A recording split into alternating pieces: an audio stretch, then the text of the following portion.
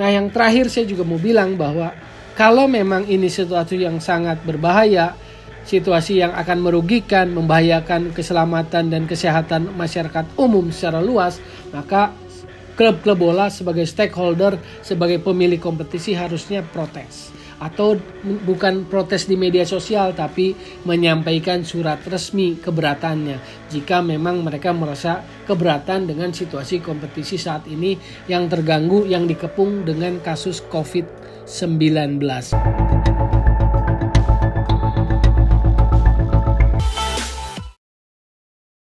Oke, balik lagi di Gocek, Bung Toel. Kali ini saya harus berbagi pandangan, sharing opini saya terkait situasi yang terjadi di sepak bola Indonesia, terutama di kompetisi Liga 1 yang sedang menjalani seri 4 di Bali.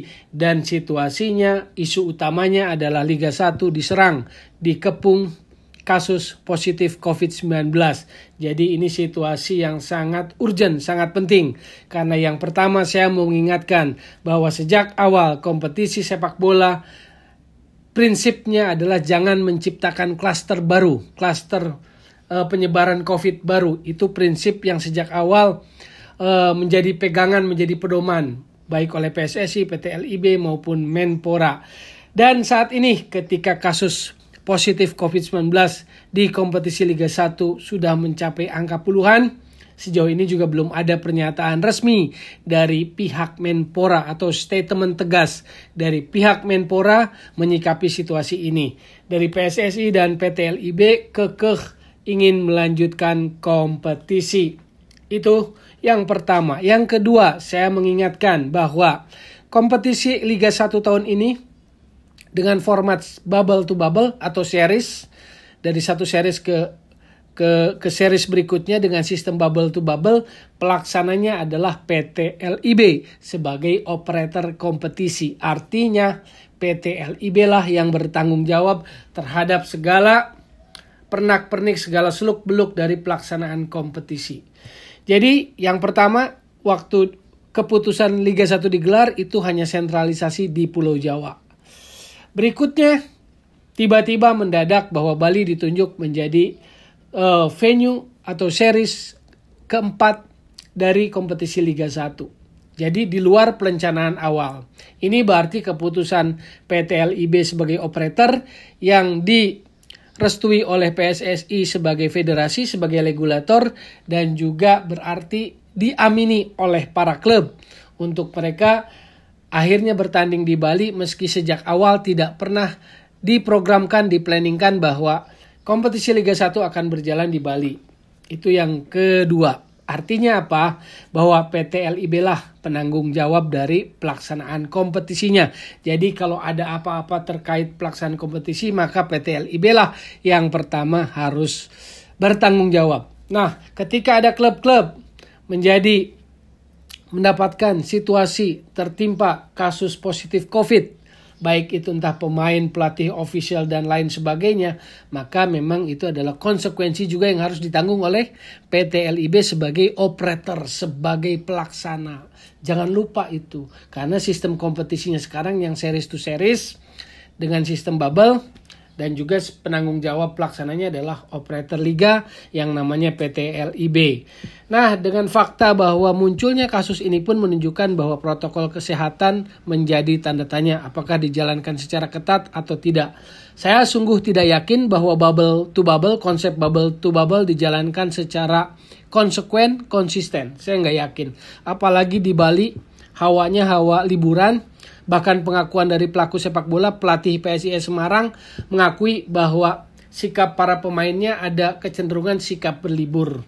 Artinya apa? Bubble to bubble-nya nggak jalan dengan benar. Maka kasus positif COVID-19-nya begitu meningkat dalam jumlah puluhan kasus positif. Lalu yang kedua adalah PT LIB berdalih bahwa kondisi pemain yang terkena kasus positif akan sangat cepat recovery karena kondisi kebugaran mereka yang baik.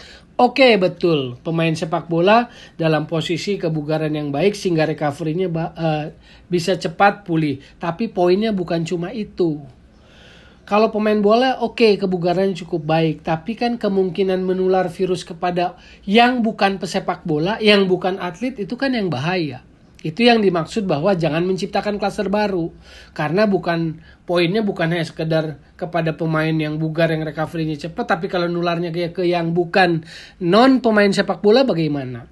Jadi harus ada tanggung jawab sosial, tanggung jawab masyarakat tentang keselamatan dan juga kesehatan publik. Publik itu kan termasuk di dalamnya adalah atlet olahraga, pesepak bola, pelatih, ofisial, dan seterusnya. Jadi harus ada tanggung jawab itu. Nah, yang berikutnya juga saya mengkritisi supaya PT LIB jangan berbalik berlindung di pernyataan, di statement bahwa di situasi pandemi COVID ini nggak ada yang punya pengalaman menjalankan kompetisi. Jadi jangan selalu excuse dengan kalimat-kalimat seperti itu bahwa tidak ada yang pengalaman menjalankan kompetisi di masa pandemi. Yes. Karena pandemi memang baru mulai terjadi tahun ini. Tapi siapapun saat ini yang dipercaya mengelola harus siap. Siap sedia mengantisipasi segala kemungkinan. Artinya apa? Kalau ada kebocoran seperti ini yang saya bilang tadi bahwa Bali sebelum tidak masuk, sistem bubble to bubble-nya, prokesnya tidak dijalankan dengan konsisten, maka yang perlu tanggung jawab siapa? Pelaksana kompetisi itu, operator kompetisi itu namanya PT LIB yang direstui oleh PSSI keputusannya. Nah, yang terakhir juga soal kekehan PSSI melanjutkan kompetisi sehingga kemudian ketika ada persoalan keterbatasan pemain di klub entah karena kasus positif COVID-19 plus kasus cedera plus ada kasus akumulasi nggak bisa main lalu kemudian tetap dipaksakan hanya mengacu pada pasal 52 tentang jumlah minimal 14 pemain dianggap bisa bertanding, maka menurut saya itu tadi kacamata kuda yang dipakai oleh LIB adalah semata-mata hanya ingin kompetisi berjalan saja, tidak memperhatikan faktor fairness. Bagaimana mungkin kompetisi mengabaikan faktor fairness? Tim yang compang-camping yang hanya 12 dipaksa yang cedera harus masuk DSP, lawannya lebih komplit. Jelas ini faktor fairness kompetisinya kan diabaikan. Seperti itu. Jadi nggak salah kalau Madura United lewat presidennya Pak Aksanul Kossasi menilai bahwa kompetisi ini asal main saja. Saya baca itu di media sosial. Jadi kompetisinya asal main saja. Kenapa? Karena itu tadi dipaksakan untuk tetap bermain. Karena PT LIB dengan analoginya bahwa nggak bisa ngerem mendadak. Kalau ibarat mobil, nggak bisa mobil itu direm mendadak karena ada gerbong-gerbong lain yang ditarik. Artinya hanya mementingkan kepentingan bisnisnya, hanya mementingkan kepentingan ya bisnis sepak bolanya.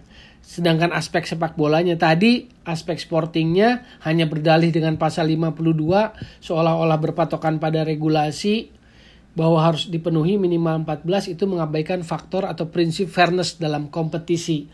Yang terakhir juga, kalau kekeh ngotot berdasarkan regulasi pasal 52 soal main, sejak kapan PT LIB juga konsisten menerapkan regulasi? Contoh regulasi lisensi kepelatihan, apakah PT LIB konsisten menerapkan itu di klub? Kan enggak, dari sejak awal kompetisi juga. Jadi jangan hanya demi kepentingannya tiba-tiba seolah-olah bertegak lurus pada regulasi. Padahal harusnya PT LIB bisa lebih bijak dan PSSI lebih bijak menilai situasi perkembangan terakhir yang sebetulnya membahayakan keselamatan dan kesehatan masyarakat umum. Karena poinnya bukan pesepak bola saja.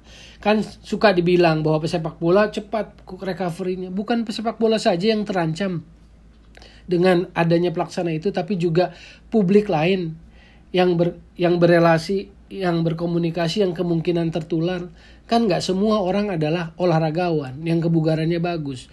Jadi itu yang dimaksud bahwa jangan menciptakan klaster baru kompetisi sepak bola. Nah, itulah share pandangan saya. Oh ya, terakhir kan sempat juga tuh yang pemeriksaan positif negatif dari COVID-19-nya juga ada perbedaan. Persebaya yang mengungkapkan itu bahwa entah karena penasaran mereka menguji beberapa pemain yang dianggap positif dan ternyata hasilnya negatif. Nah, inilah yang makin menimbulkan ketidakpercayaan publik, ketidakpercayaan stakeholder sepak bola terhadap PT LIB dan PSSI selaku pelaksana operator dan juga sebagai pemilik kompetisi.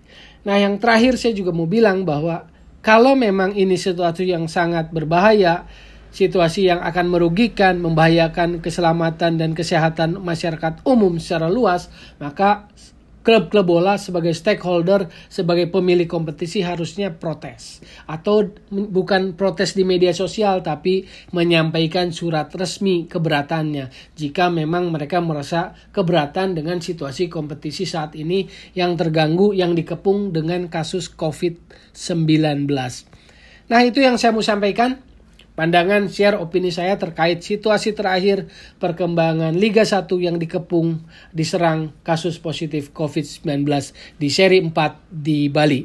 Sekali lagi, jadi solusi bukan polusi sepak bola, tetap di Gocek Bung Toel.